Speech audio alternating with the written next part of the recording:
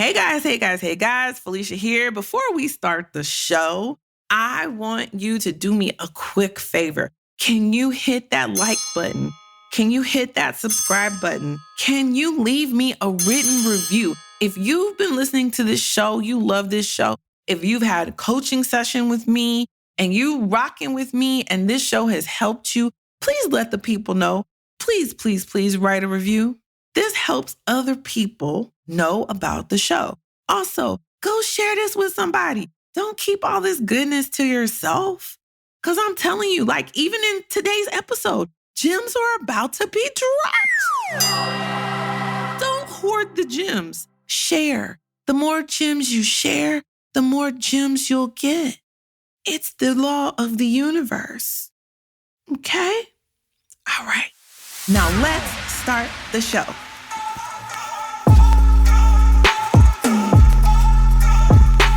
Welcome to the Trill MBA show. I'm your host, Felicia and Rose Anuha, aka the Trillest MBA you will ever know. And I'm here to help you survive and thrive in corporate America by giving you the truth and being as real as only I can be.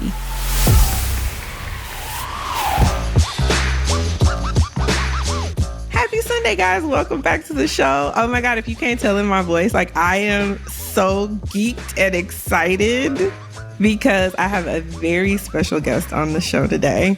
She is a corporate baddie. Y'all, when I tell y'all, first of all, if y'all pay attention to this show and y'all really listen to me, I have talked about her several times on the show. I've been mentioning her name. She is one of the baddest marketers I know out here, killing the game. She has over 20 years of experience across various industries.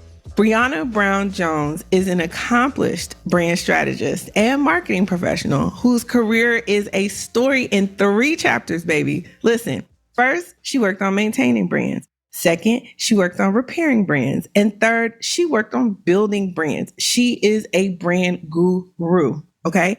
She's worked for a wide range of companies, from Fortune 100 to Series A startups in a variety of industries, including food and beverage, FMCG, which is fast-moving consumer goods, hospitality, and fintech. So she all over these industries, okay? As Breana has fine-tuned her marketing expertise in these companies, she has concurrently built a reputation as a trusted and recognized thought leader throughout the organizations that she has contributed to. She is known for her focus, discipline, candor, and authenticity, which is my favorite thing. One of her favorite activities is developing the leadership pipeline, both inside and outside of organizations. A Stanford alumna who earned her MBA at the University of Virginia's Darden Graduate School of Business, Breana is a constant learner and a voracious reader who enjoys traveling with her husband and 2 children, never one to shy away from a challenge. In addition to working in the corporate space, Breana is a consultant for small businesses. She definitely consults for Fair World Corp. And not only that, she is the best manager I've ever had in my 18 plus career working. That includes before grad school and after grad school. Basically, I finally got Breana Jones on the show. Welcome to the show, Breana. Ma'am, thank you so much for having me. And can I get a copy of that? Because I feel like I just want to attach that audio to my resume and my LinkedIn profile. Oh, we got you. Chris, make a clip of that. You got it. Listen, we have been planning this. I am so excited. I know we're supposed to talk about objectives, and we are. But before we get into that, Breana, I just have to tell you, I have to give you your flowers now. You weren't supposed to do that. I have to, because you inspire me. You're one of the sharpest and smartest people I know. Like, if anybody called me and said, who should I hire for my CMO? You would be the first person I would say. I was like, if you need somebody who is going to make you money, you need to hire Breana. Like, she has a quick, smart mind. She is a true problem solver. She is the consummate professional. She is a people leader. She is a great people leader.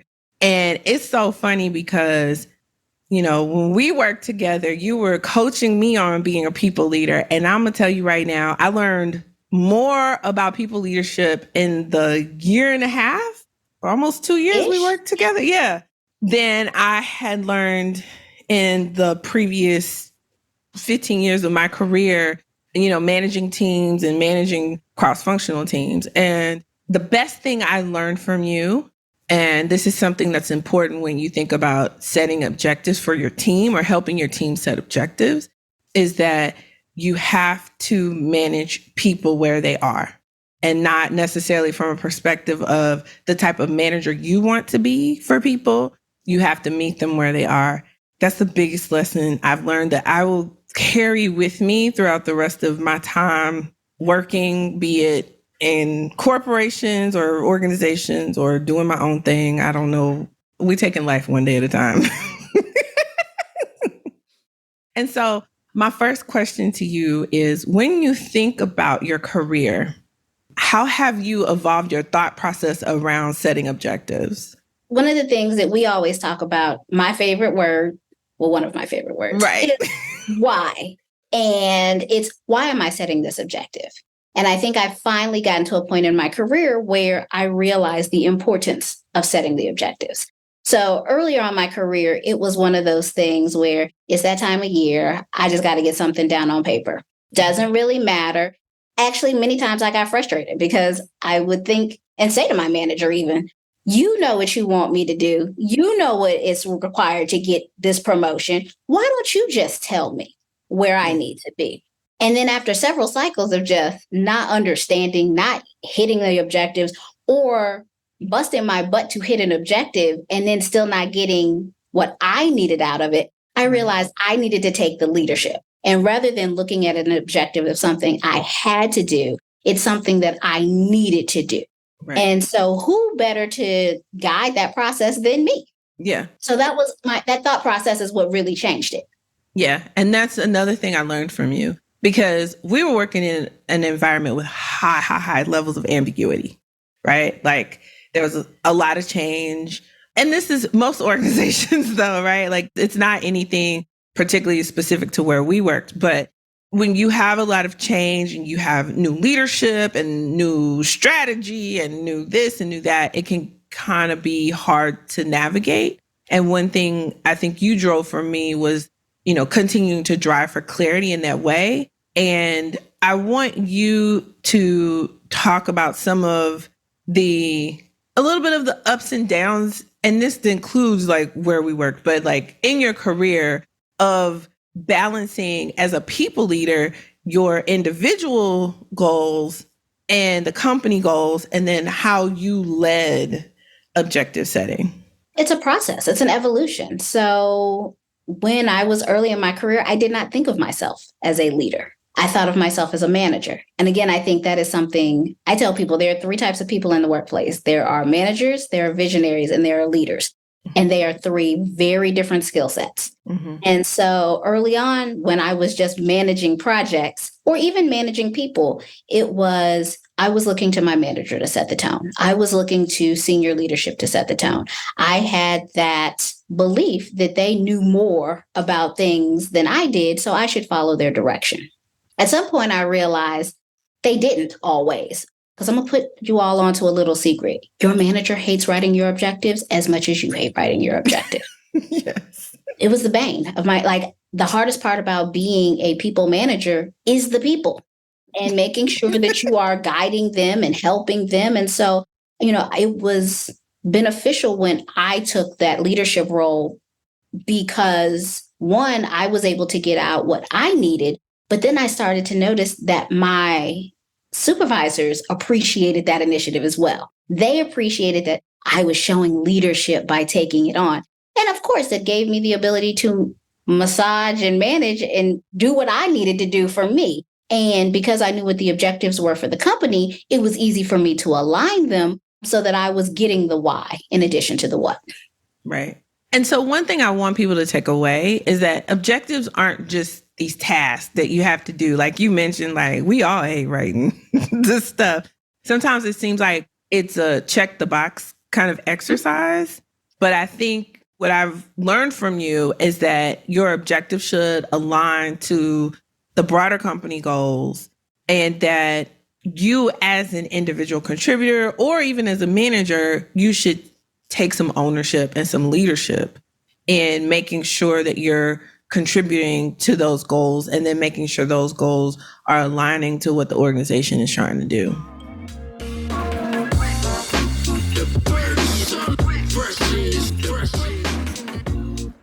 Absolutely. I think it all starts with why. Why are we doing what we're doing? Are we doing it because we're trying to make money?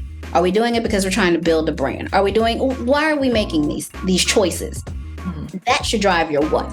So when you are setting your objectives, that's the what am I responsible for in order to help my team, my department, my company hit its goal. Mm-hmm. It's also a great way, if your leadership has not set objectives or has not been clear about your goals, it's a way for you to bring some clarity.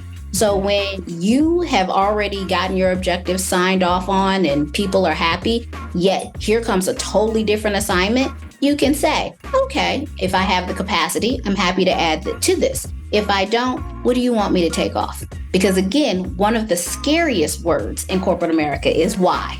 So it's the, why am you asking me to do this if these are the objectives we've already set forth to be successful? Why are you asking me to move this and deprioritize that? And once you have that clarity, hopefully you're able to function a lot easier in that space. Hopefully. If everyone has done their job the way they should, which never happens. No. So control what you can control, which is your objectives. Yeah. So we're going to take a quick break, but when we come back, we're going to get into two things I want to talk about. We're going to talk about one, like getting that buy-in and times where there's tension around your objectives. But then two, I want to talk about how we use our objectives to manage our own narratives when we get back from the break. Hey there, travel enthusiasts. Are you tired of struggling to find hair and skincare products that cater to your unique needs while on the go? Look no further than blacktravelbox.com. Black Travel Box is your one-stop shop for travel-sized natural hair and skincare products, specifically curated for Black travelers. No more settling for generic products that don't work for your hair type or skin tone. Whether you're jet setting to a tropical island or embarking on a cross-country road trip, Black Travel Box has you covered with their convenient and TSA-approved travel kit. Plus, by supporting Black Travel Box, you're not just getting high-quality products, but you're also supporting a Black-owned business that is dedicated to promoting inclusivity in the travel industry. So, travel in confidence, style, and grace with Black Travel Box. Visit blacktravelbox.com now and get ready to slay your next trip. Don't let your beauty routine suffer while you explore the world. And hey guys, let me tell you, Black Travel Box products are amazing, especially that body butter. Listen, I got a promo code for you.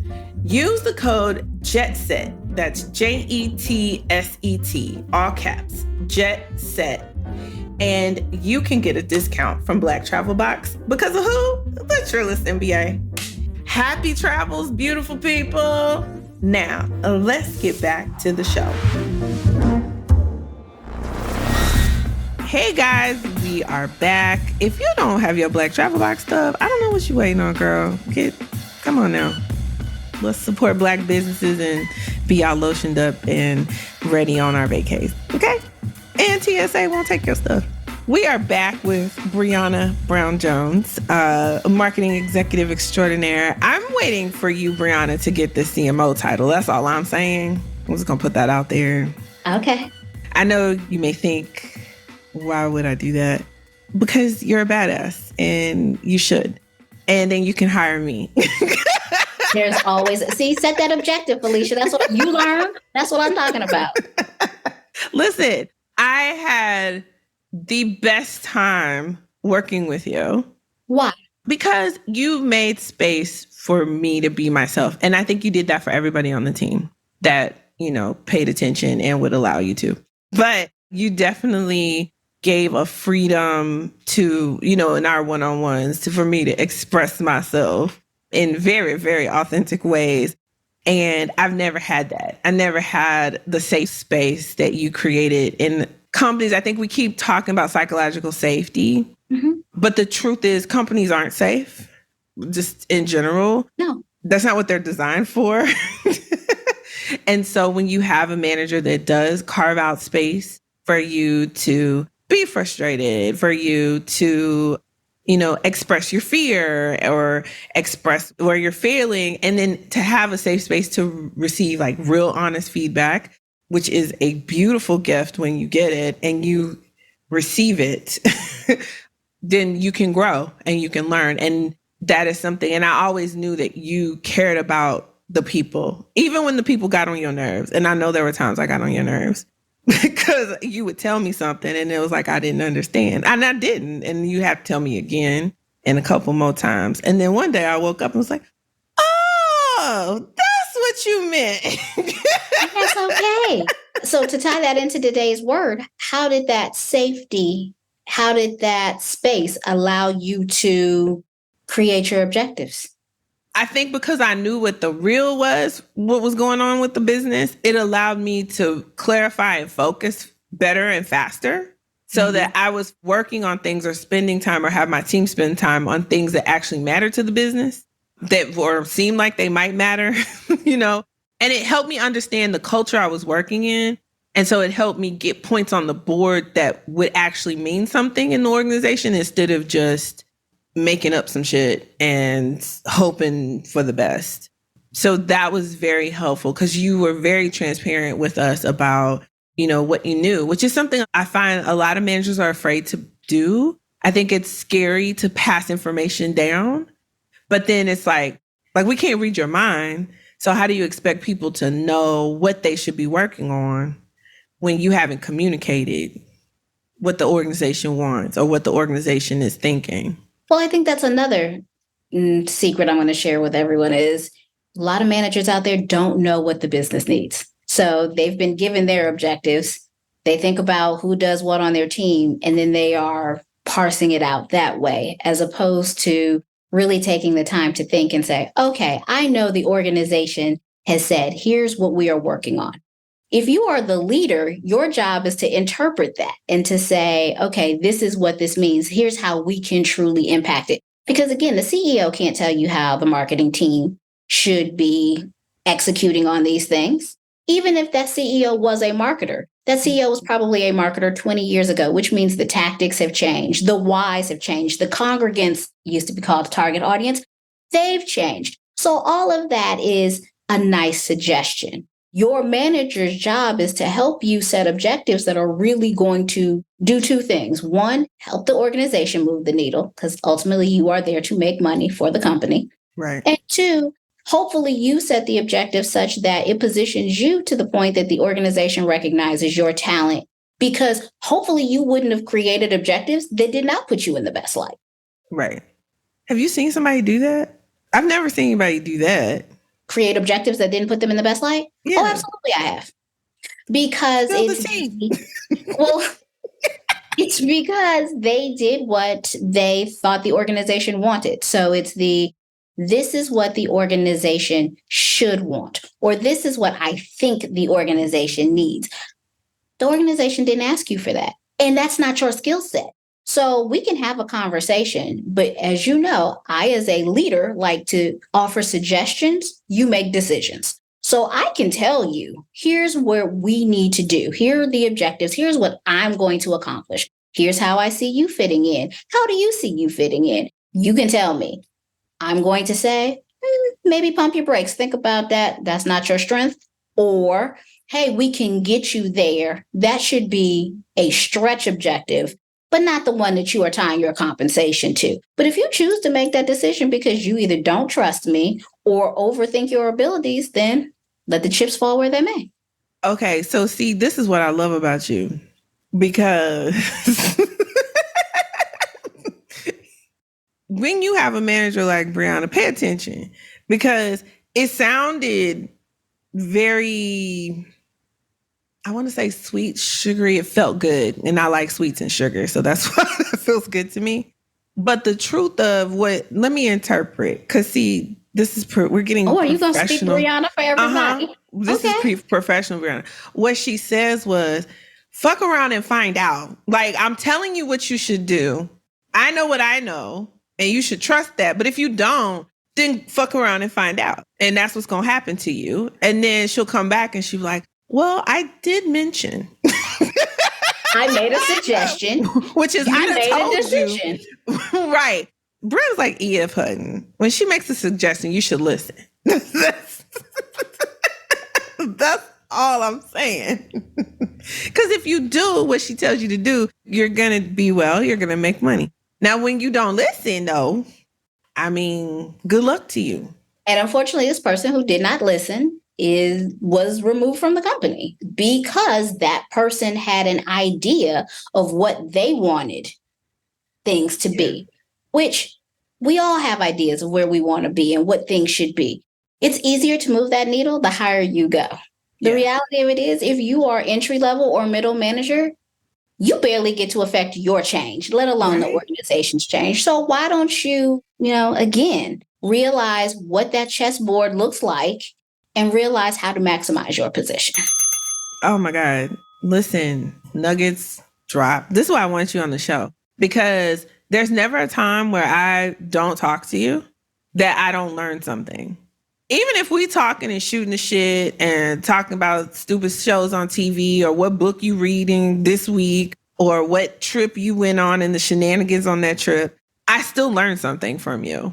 That is probably the biggest compliment you've ever given me, because I only interact with people who like to learn. Like, that is probably the hardest part about being in corporate for me, particularly as a senior leader, is I feel like people have stopped learning. People assume once they've gotten to these executive positions that it is only incumbent upon me to share. Again, you're a dinosaur at some point. If you've stopped learning, you've stopped becoming effective. Again, I hate social media, which again, I am a reluctant, marketer. And so I was like, well, of course you must do social media.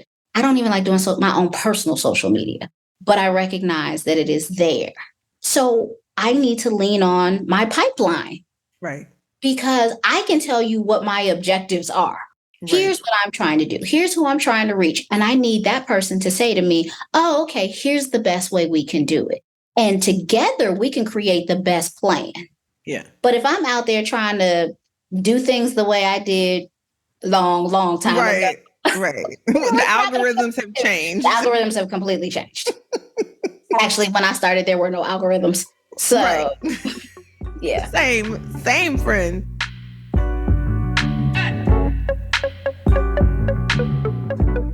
Listen, the greatest thing that I'm learning in doing this podcast. So doing this podcast is out of my comfort zone always. Doing this podcast. Well, it's a labor of love. So like getting on here and talking to you, no, that's the easiest part. Like once we have everything set up and I'm sitting down, I got this microphone, turned it all on, hit record. Sure, that part comes easy. It's now that we're done, now all the processes that are in place to get the podcast out, then the SEO for the podcast and the, trying to gain awareness for the podcast and the advertising for the podcast on social media. And it's like a necessary evil. I hate it so much so somebody else does some of that stuff for me, right? Like, I don't like it. I didn't grow up with it. It's not native to me. I don't like it. But, I recognize I have to keep up or you get left. You innovate or die, right? Absolutely. But that shows that you're growing as a leader, because a manager would say, I have to do it all myself. They would say, it's my project. Mm-hmm. And this is what I'm good at. And the reality is, as a leader, one of the best things you can do as a leader is be self-aware. And you can say, this is what I like. This is what I'm good at. Here's where my areas of opportunities are. Let me find people who will flesh this out for me. Because it's funny. You say the talking is the easy part for you, and it's the other stuff that's the labor of love. It's the exact inverse for me. I could do the back in strategic planning. Here's our objectives. Here's what we're going to do. Here are the KPIs. Here's what we're managing, everything in place. And then get on this every day, like every time you record. And I would just be like, oh. Stop hiding. Because I don't like to be in the spotlight. I much rather be the puppet master than the puppet. You know what, though? The puppet masters make the most money. Oh, the puppet master is where all the power is. Yeah, because that's the whole thing with the writer's strike, right? Like, the puppets got mad. The writers and actors got mad and was like, y'all need to break us off some more coinage, which they do. Don't get me wrong. But the producers, the executives, the studio heads, they're the puppet masters in that game. And so when I think about, like, who do I want to be? Yeah, sure, this stuff comes easy to me, but I still want to be behind the scenes because that's who dictates what this turns out to be at the long run. You know, my objectives for this show as I'm working to, create a bigger platform, get more messaging out to help people, manage their day-to-day at work in a way that keeps them psychologically safe, in a way that helps them understand the chessboard that they're playing and help them grow their career and get them to where they're trying to go. I realize, like, those same tools I just have to translate for this world, that it's hard. I don't know why. I don't know why it's so hard. I feel like in corporate, like, I know that game, right? Like, I know, let's say I'm not meeting an objective. I know how to get ahead of that. So, like, this is that time of year where if I wasn't meeting my objectives, I would come to my manager and be like, hey, we've got a course, we got to pivot. And then I'd go in and rewrite my objective. That part. If you're smart, absolutely. Right. I'd go in the system. Always allow yourself a loophole. Yes. You're real smart. When you wrote them, you don't have to rewrite them because you had a loophole. Right. But I will say, when I've written objectives in the past, I think I've been a little overly ambitious at times. So I had to learn, like, it's better to beat expectations than to meet expectations. Oh, absolutely. So I try to write my objectives in a way where my manager feels good about what I wrote, but I know it's something that I could just do easy. And then that way I come back when I did the little extra +1 thing and I say, oh, and then I exceeded by doing this.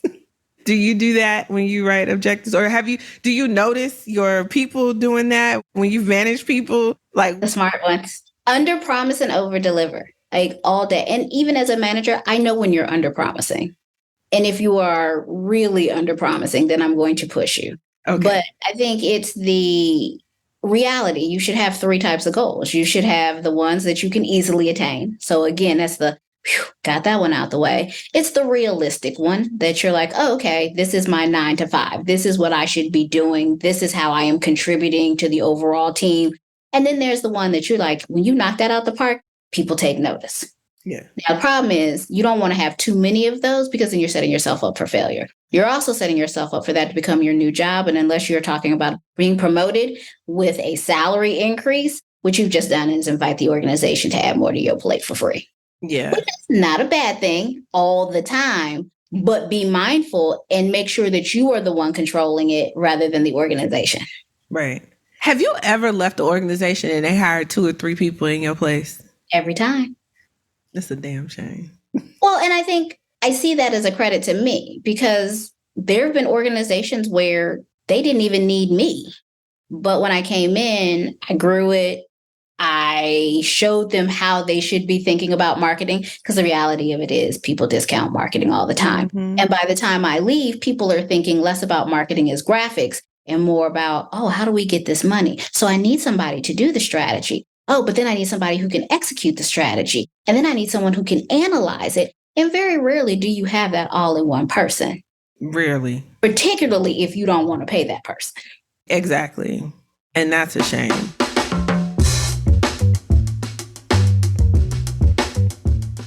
So can you share an experience where there was a communication breakdown that led to an objective not being met, and then how that could have been avoided?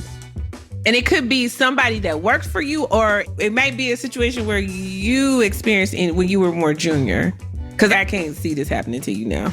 No, well, funny you should say that, because it did. Not too long ago. It was, I trusted leadership, and I count myself in leadership, to set the right objectives. Right. And this is a case where I knew something was going off the rails, and I should have stepped in a little bit more forcefully.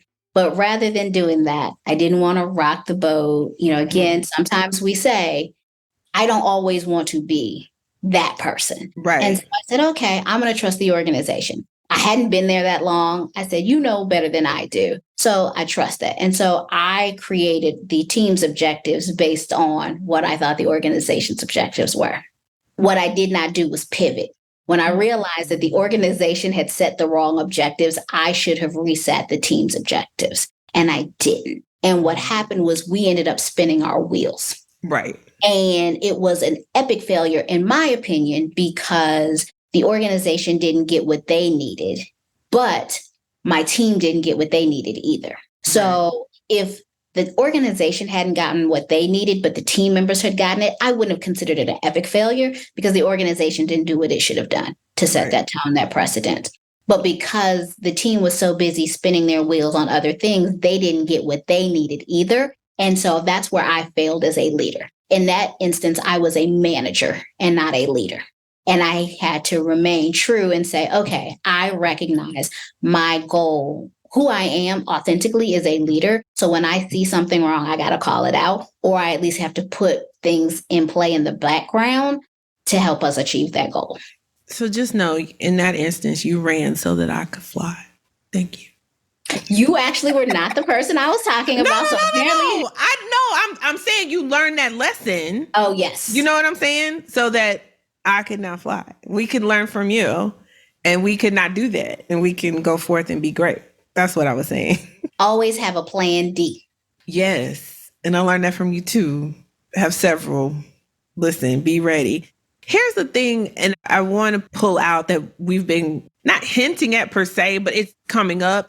And the idea that your objectives, they shouldn't just be about the company. They should also be developing you. They should be doing something for you. So like an example you just shared, you're like, for me, it was an epic failure because my team didn't get what they needed to get out of the objective. And so for the audience, I want them to know that it's very important when you are setting objectives that you're adding to your resume in the thing you're trying to accomplish. So for me, like, let's say whatever new company I go into, I want to have at least 3 or 4 or 5 direct reports. Like, I want to lead a team. That's something I haven't done yet. I haven't led a bigger team yet. And so I know you're looking at me crazy. Like, ma'am, why? Ma'am, why? Have you not learned? I make suggestions, you make decisions. Right. Yes. But no, because I know where I'm trying to go is to lead, a media company. Mm-hmm. And I'm going to have to lead people. And I still need to grow in that. I still need to learn in that and evolve and get better. And the only way to do it is to actually do it. Like, that's the only way to really learn. So I know for me, the next role I have is, and it's going to be a people leader role.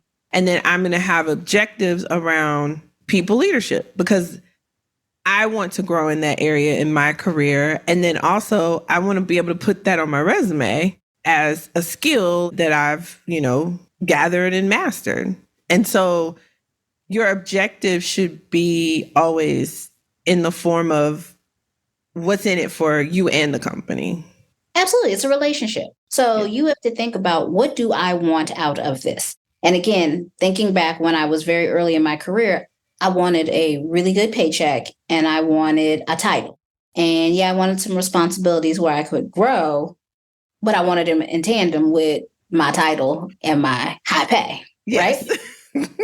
And also, I didn't want to think about objectives. I wanted other people to think about the objectives for me. And I only wanted to think about objectives when it came time. When we got the HR email, hey, reviews are going to be done. Make sure you get your objectives. It wasn't until I realized to get the most out of my objectives, I really had to think about them. And very rarely did I want to think about them in that 2-week window. So I had to make notes and say, maybe in Q1, I want to make sure that I get this. And maybe it didn't make that year's objectives, but I had to edit it for the next year and say, what do I really want out of this position? What do I want out of my time here at this job? And yes, it can be something fluffy, like I want peace of mind. And yes, I want to create a safe space. But you also have to think about, okay, that's a purely personal objective. Put that in your personal objectives. Because again, I also have personal objectives and professional objectives, but I like to marry the two as much as possible. So if I say, I want to travel to, this particular, let's say I want to go to this new continent, then I say, okay, I know we have a team.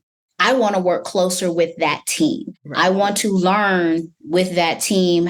That gives me, yes, the ability to go and understand that new environment, but I'm also learning leadership and I'm learning about the business through the different perspectives of that person. And a lot of times people, because your managers haven't put a ton of thought into it, they are very thankful that you are thinking above and beyond. And we recognize that there's some selfishness in those objectives. We actually appreciate it because, again, if I am doing what I'm supposed to be doing, which is helping you, I can only help you if you allow yourself to be helped. And if you are being open and honest with what you need. Snap, snap, snap.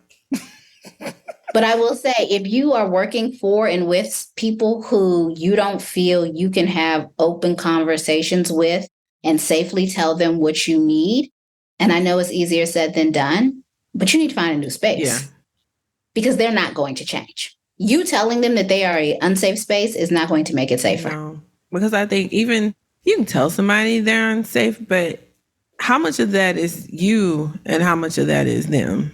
And again, you have to accept it. One of the things you and I talk about all the time, early on in my career, I probably was not ready from a self-accountability standpoint to take some of the feedback that I got.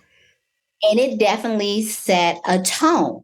Now, as a leader, I can look back and a senior executive and I can say, this is what they meant. Oh, I was a bit of a nightmare. Oh, yeah, I would have hated me too. But hopefully I have course corrected. Hopefully I have made up for it so that when I see a young Breana in the workplace now, I can be like, okay, let me talk to you the way you need to hear it, because that feedback was not given the way I needed to receive it. So no, I was not open to getting it, but it also wasn't being given the way I needed to hear it. This is why I try to spend so much time with my team members. And to your point, I try to give people what they needed because you need this feedback, but you're only going to receive it if you know that I'm giving it to you because I'm trying to help you. Yeah.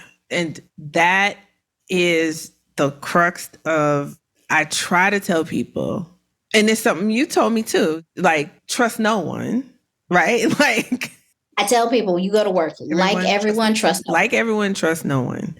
But with that, you have to be able to separate your like or dislike from somebody from what they're actually telling you. And that's something when I was junior in my career, I wasn't quite able to do because it felt personal. It always felt so personal. And a lot of the feedback I was getting was around my how and, me being honest. I know there were times I didn't understand how to read a room. Like, read the room, Felicia. Be quiet. So I get that now, but I didn't understand it then. And I thought it was always, this likability thing, because I recognize I can be polarizing for people. But in growing in that and learning how to be more flexible in how I show up, that's where I realized, like, hey, sometimes this is some fair feedback. Even if I don't like this manager, or I don't feel like this manager has my best interest at heart, I have to step back and say, okay, but is what they saying fair, or is just I don't hate this bitch? Like, I had to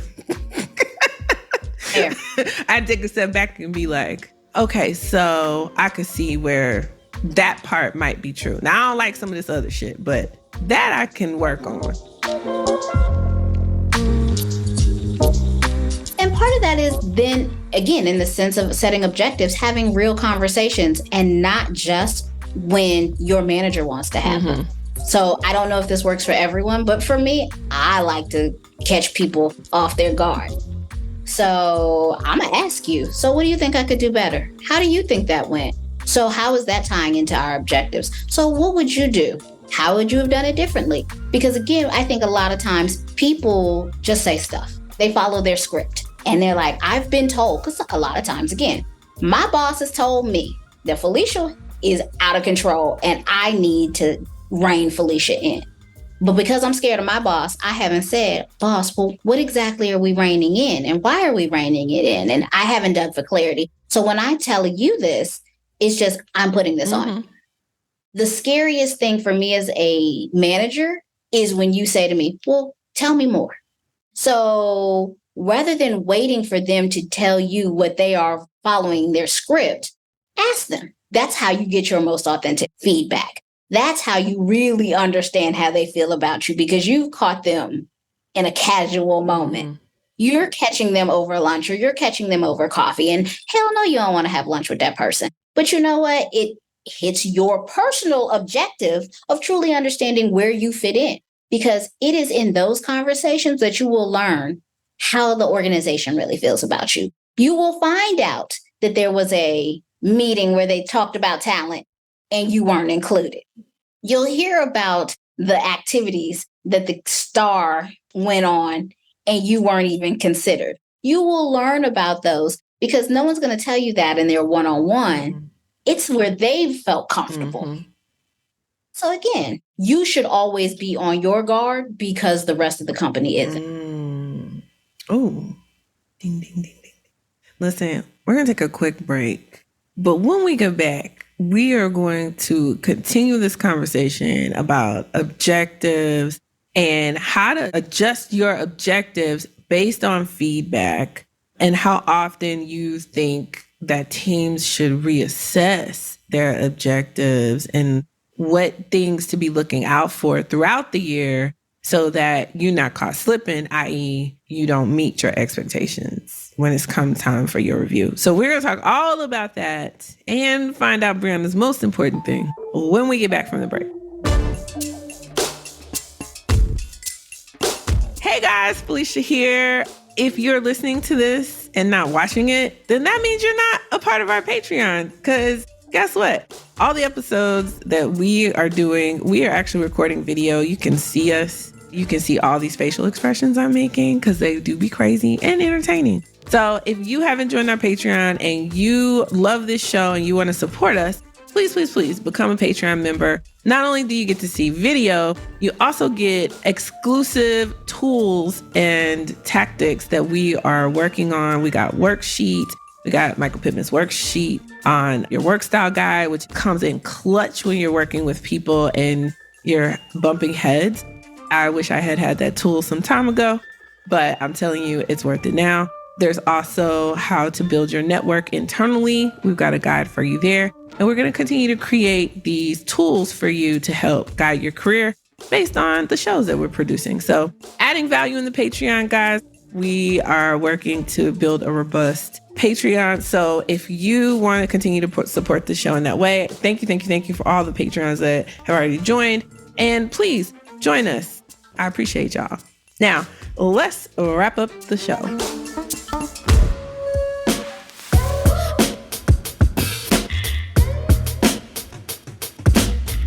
All right, guys, we are back with Breana Brown Jones, marketing executive extraordinaire. My now friend, I get to call friend. She said we are friends. I was so excited that day. You heard me somebody say, oh, Breana, my old boss. And you were like, oh, I'm just your old boss. I'm not your friend. And I was like, you want to be my friend? Oh my goodness. And this is what I did. You are so silly. Listen, I so thank you for this conversation. I knew you'd be a great guest, and I knew you'd drop all kinds of gems for my audience. And that's what I love to do. I want people to listen to what we're saying, think about it, and then go make their action plans, for this next quarter. Because all of October, for most people, they're either in mid-year or they're in the end of year, according to how your fiscal falls. But most fiscals are either calendar or they end somewhere in the summer. So when October comes around, it's either you're getting ready, you're thinking about what mid-year looks like, or you're thinking about what end of year looks like. And so now is the time for you to really look and evaluate like what you've been doing. Are you doing the right things? And like we were talking about feedback earlier. So when you think through how you manage your objectives, do you actively go seek feedback? Or like, what is your thought process, or how do you manage throughout the year to make sure that, because one thing I know about Breana Jones is she's going to hit her objectives. Okay. Period. So how do you manage that process and then loop in feedback to that process? I think about them all the time. So I don't just think about them in Q4. I don't just think about them when the letter from HR comes out that we have to do it. I actually put something on my calendar monthly. Recheck your objectives. Recheck the company's objectives. Because again, I've been at companies that have restructured, they've reorged, they've taken resources away. I mean, there have been times when we've added resources as well to understand how those changes impact my objectives. And should my objectives have changed? And if my objectives have changed, then I need to be proactive and have the conversation with my boss to say, hey, CEO, here's how this change has impacted everything else. Here's what we need to change. And the time to do that is not at the end when everyone knows we're all scrambling because we're trying to CYA at this point. The time to do it is when it's fresh in everybody's mind. So the best advice that I would give someone is think about it. If you aren't in a place where you think you want to think about it monthly, or it doesn't make sense for you to think about it monthly, do it quarterly. At least once a quarter, you should be having a conversation. Now, you may consider it a formal conversation. Your manager may consider it informal. Again, I don't care, but have a real conversation about how is what I'm supposed to be doing? Is this still how you are judging what I've done? And the next part of that is when I kill all of these objectives, what happens? So what happens for the organization and what happens for me? And in that order, because as a manager, I do want you to understand how your work is impacting the company. So if you are just on that hamster wheel, just doing a job, then you're not interested in moving up. I need you to understand, again, the bigger board. So you want to move from a pawn to a rook to eventually a queen, then you got to understand how they're all moving together. So hopefully you've put that into your objectives, or you're at least putting that in the conversation about your objectives. But at the same time, you also have to think about, well, what am I getting out of this? So if I'm continuously hitting my objectives 2 years in a row, 3 years in a row, and I'm not being considered for a promotion, then trust and believe that is the organization's way of telling you something. It does not matter. If you have exceeded expectations on your performance reviews, you've blown all your objectives away, you've exceeded everything that was given to you, and the organization is still not rewarding you, that is the organization's way of telling you, we value your work, we do not value you. Yeah, you're a worker bee. Yeah. And then you have to do some self-search. So again, if you're not willing to look and reflect for yourself and say, oh, okay, the organization has told me this, what do I do? I've received this feedback. What do I do with it? You're always in a state of, and that's why I said you got to learn. You got to learn who you are. You got to learn who your manager is. You got to learn what your organization is about. And you got to learn what the market is, because your company is not the only player in that market. So if you've killed it here, then you can kill it at the competitor as well. And if the competitor is willing to pay you and to reward you and to put you on your path, then you need to go talk to the competitor. Yes. I tell my audience all the time, these companies are fuck boys. Treat them accordingly. I am still surprised in 2023 how people, and usually it's older people, so I guess like our generation, where they're expecting things from companies that companies were not built to give them. You and I differ on that. Like, you still believe that there can be a safe space. Well, I believe I can build this particular company. I do not believe these other people can, because I think a lot of people build companies for all the quote unquote right business reasons. And I'm building a company for all the altruistic, not money-making reasons. And part of my purpose is to prove a theory that if I focus on solely, not solely, but if I focus like my 80% on making sure people have what they need, are whole, are seen, are treated in humanity, are taken care of financially, that they will contribute. And also I provide clarity on the task at hand. So the task at hand of the company is to make money, but the mission and purpose of the company is to drive humanity.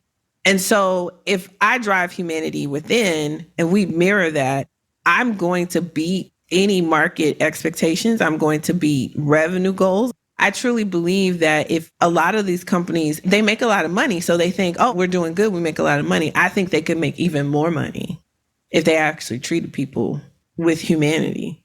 I don't think you believe that. No, I don't disagree. Do I think they could make more money? Yes. Do I think they want to make more money? No. You and I just recently had this conversation. Is it the system makes the people, or the people make the system? It's the people that makes the system. And that's why I feel like if I create my own system, i.e. my own machine of a company, then I can run it based on the vision I have in my spirit.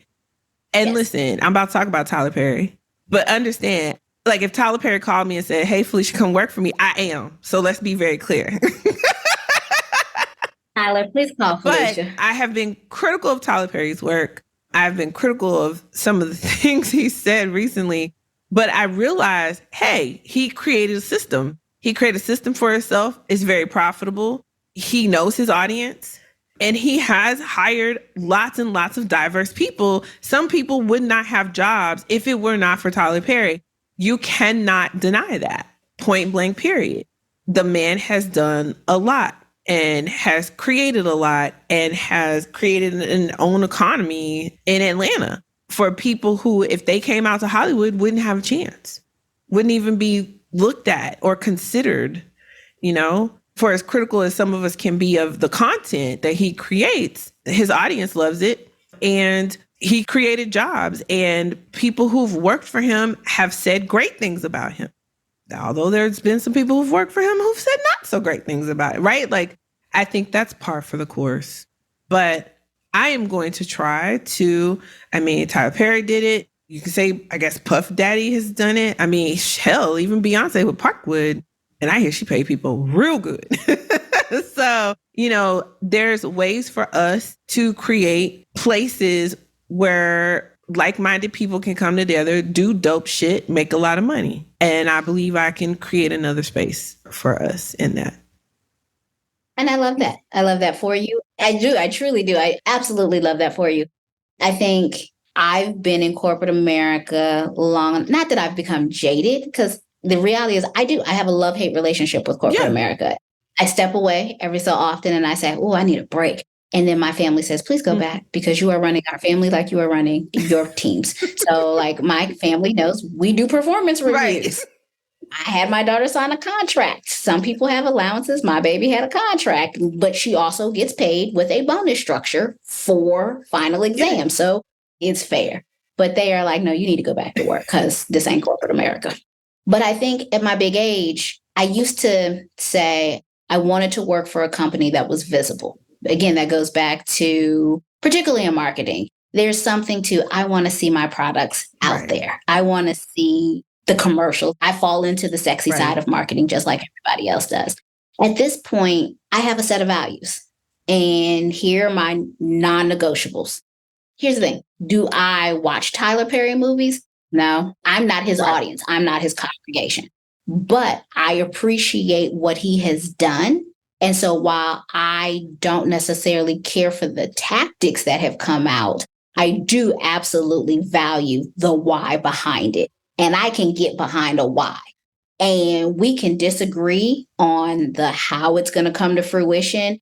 Then again, my objectives are to learn from you and to maybe show you a different way of thinking as well. And maybe we can come together and find some happy medium, or we don't. But at least it's the, I know why. Right. I can't work for an organization now where you're not aligned to my values. Ooh. It doesn't matter how much you are paying me. It doesn't matter what that title is, if the things that I hold true and what I know will allow me to perform at my best, if those things aren't there, then I'm just not going to be successful. So we're setting ourselves up for failure. I love that you said that. I was going to ask you what's the most important thing, but I feel like that most important thing is the most important thing in guiding your career, right? Is the setting the objectives up for yourself and saying, these are my values. And when I'm looking for an opportunity, the company has to align to that. My value is compensation. And again, and nothing wrong with that. To be clear, I am a capitalist, so I do want to be paid. And I also know words mean things. Yes. You frequently hear me say that. So the term values, it still doesn't give me the warm fuzzies when I hear it, because it's like, oh, you want to be mushy and feel good and that. No, when I say values, I'm thinking about, like, for instance, my number one is intellectualism. I can't work for an organization where people don't say think. That. I'm not going to be comfortable in an organization where people are like, we just tell you what to do. If people are not encouraged to think, explore, expand, then that's not the company for me. So that is a value for me. Flexibility and adaptability, diversity. And, I know people, no, everyone does diversity. No. Yeah, absolutely. But for me, it is diversity of thought. Because some of the best and worst advice I ever got was very early in my career. I'm an introvert. I am very much the let me hear it, let me process it. And that is not how in this organization leaders were thought of. It was, could you speak the loudest? Could you speak first? Could you take charge? Talk off the cuff, think out loud. I don't do that. And someone pulled me aside. And this goes back to our earlier conversation. And they said, don't know if you're going to cut it here. And I'm like, it's been 3 weeks. Damn. What are you talking about? And they're like, well, you're not engaged. And I said, I'm absolutely engaged. I can recount everything that we've said in these meetings. Yeah, but you're not speaking. And I was like, well, everyone is just repeating the same stuff in this meeting. Like, no one is adding anything new. Why do I want to be the fourth person to make the same comment? Because that's the way people are gauging it here.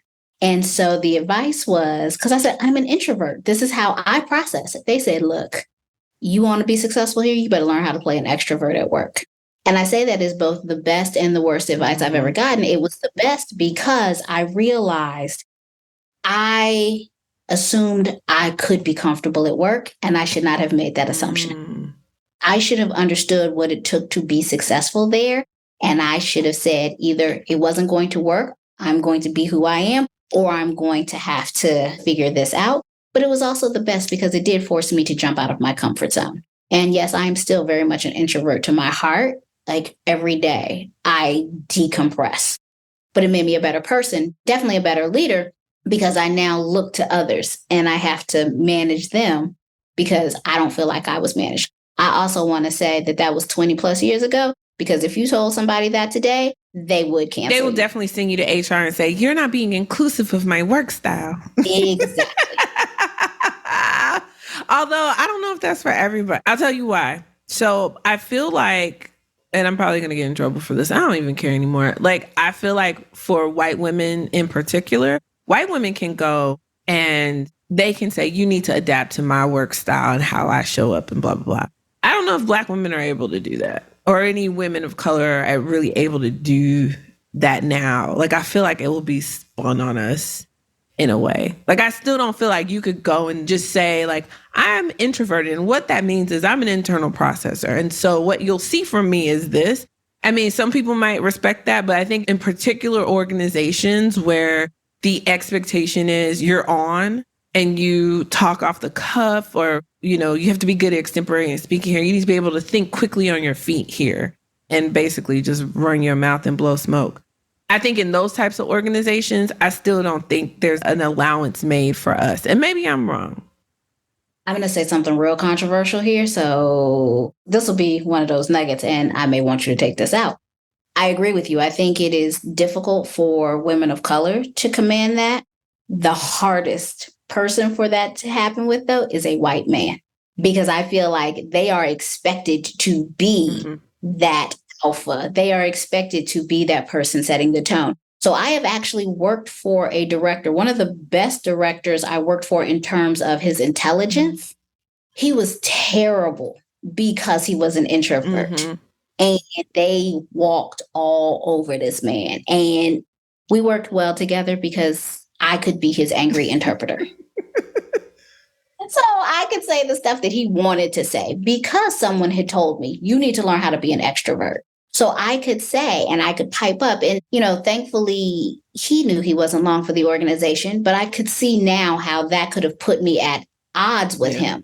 But I think we all have expectations. And I think our job is to blow through those expectations in a way that others are willing to accept how we blow through them.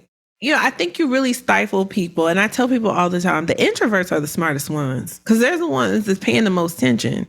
Like all those extroverts out here running your mouth, me included. Sometimes you ain't paying attention because you're so busy running your mouth. The extroverts are watching everything. They're analyzing everything. They're looking at everything. They're calculating all the angles. That's what I find that's their superpower. Your introverts are the most diabolical people in the company. Absolutely. If you really want to know what is going on, you go find the introvert. The leaders who are the introverts are the most dangerous ones because they have studied you. And I know it sounds real crazy. And every time I tell you I study people, like I feel like I belong on one of those stalker shows. But it is what allows me to be as good as I am is because I treat my workplace just like I treat the market. So just like as a marketer, I have to analyze the outside market. I also have to market myself and my team. So I have to analyze the internal market that is the company. And so I have to make sure, what are the trends? What's shifting? What are the buzzwords? Who's saying what? And if you aren't, as a person, as a leader, thinking through that, and you're so busy just trying to talk through it and go as that extrovert, you're going to miss something key. Oh my God. Dropping gems. Listen, that is so important. That's what I try to work with all my clients on is like, let's understand the organization.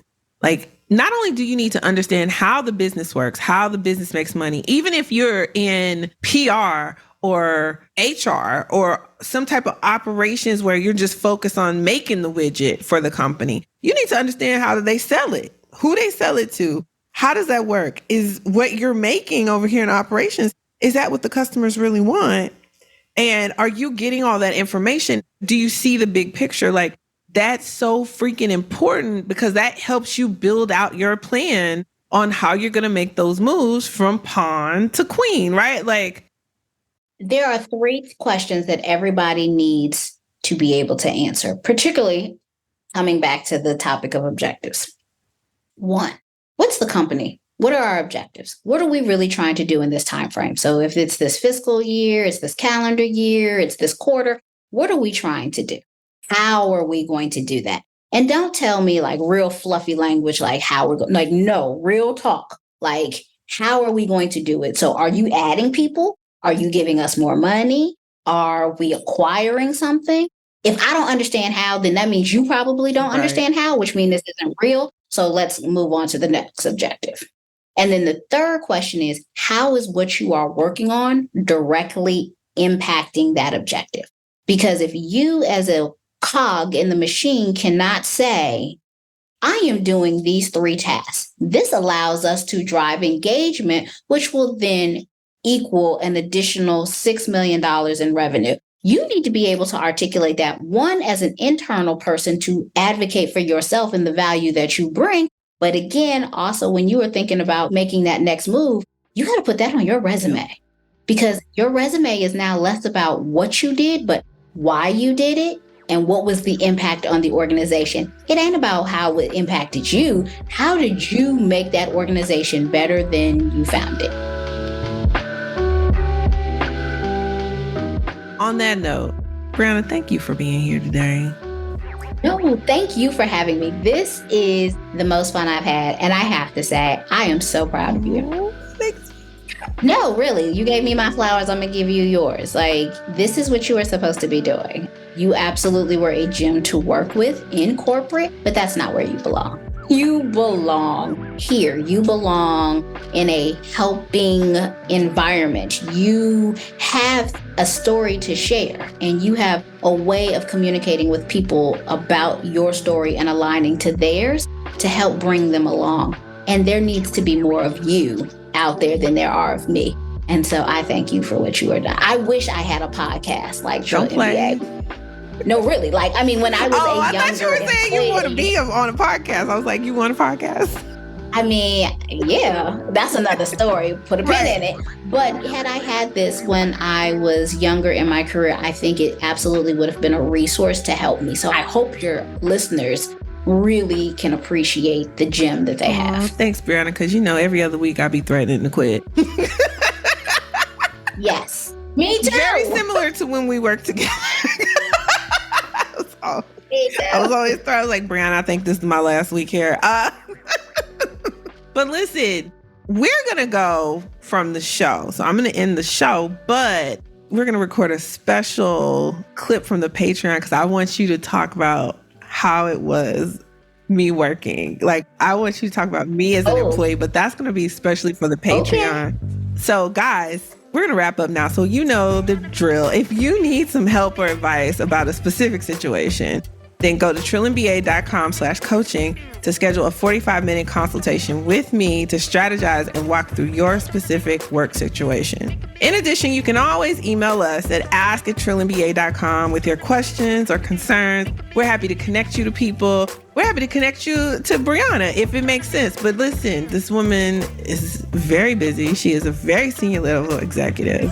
Don't do that, please. If you've got questions, please reach out. Yes, but we will connect you.